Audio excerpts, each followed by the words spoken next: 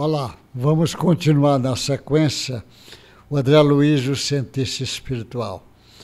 Eu li no capítulo anterior uma passagem do André Luiz no livro Missionário da Luz, falando sobre o desenvolvimento mediúnico, reuniões comuns no meio espírita.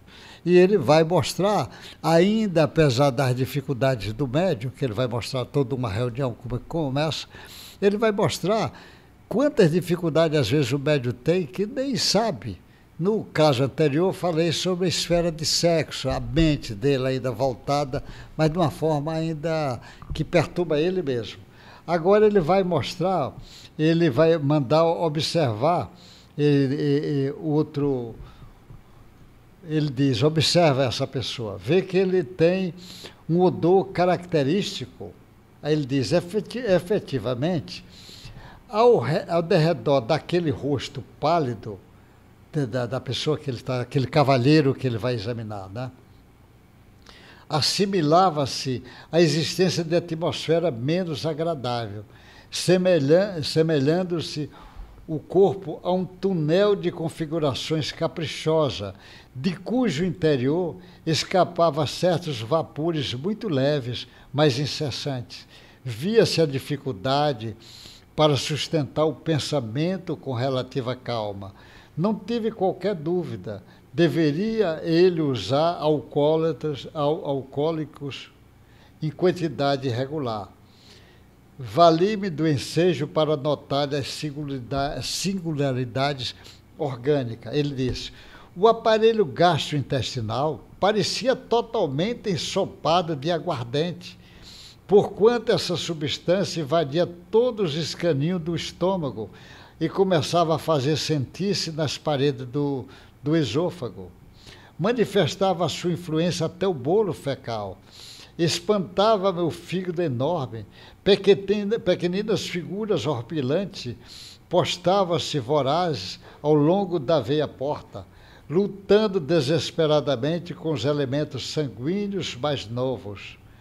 Toda a estrutura do órgão se mantinha alterada. Terrível engurgitamento.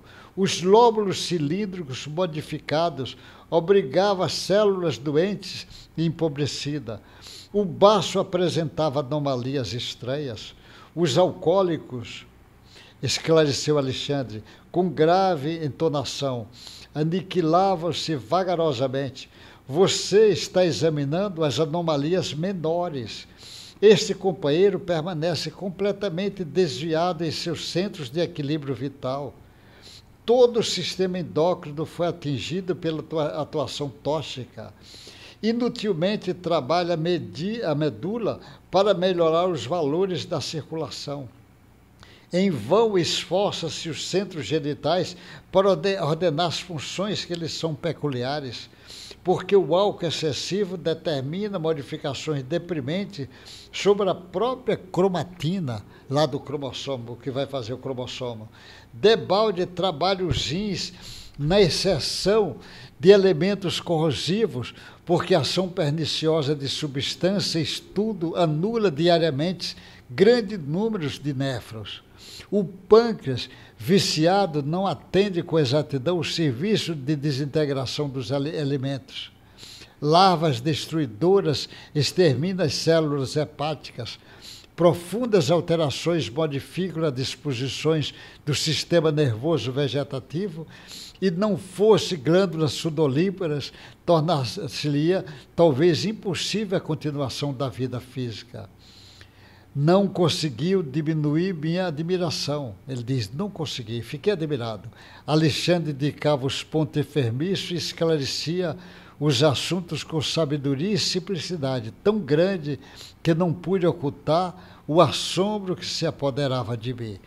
Ele está falando do trabalho, do sujeito que está querendo vir para um trabalho de desenvolvimento mediúnico, mas olha quantas dificuldades por causa do álcool. E ainda existem médios que continuam insistindo no álcool. Ele precisa, não é que ele está proibido, o espiritismo não proíbe nada, mas uma coisa é você beber um cálice de vinho, beber um copo de vinho, uma vez ou outra, não tem problema. O problema é a pessoa enveredar por esses caminhos. E aí esses caminhos causam uma série de distúrbios e o médium vai ter que aprender a fazer isso.